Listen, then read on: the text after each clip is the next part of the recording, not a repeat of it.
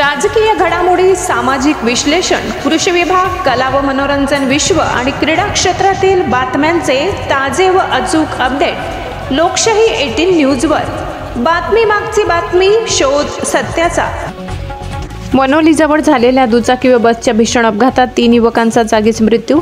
साक्री शिर्डी महामार्गावरील वनोली गावाजवळ ST bus व अज्ञात मोटरसायकल यांच्यात भीषण अपघात होऊन 3 मोटरसायकल स्वारांचा जागीच मृत्यू झालाय।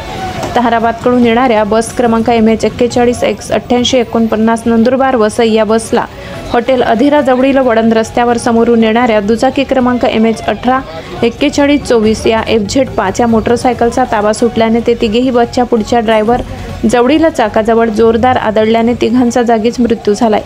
तिघांची अवस्था अतिशय बिकट झाली की त्यांचा मृतदेह अक्षरशः छिन्नविछिन्न झालाय। तर मोटरसायकलचा वेग एवढा भयंकर होता की अर्धी मोटरसायकल एसटीच्या मशीनमध्ये अटकली।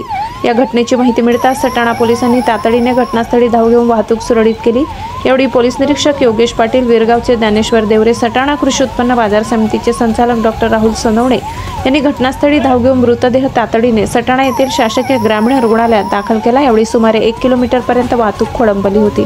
लोकशाही 18 न्यूज वृत्त संकलन विभाग।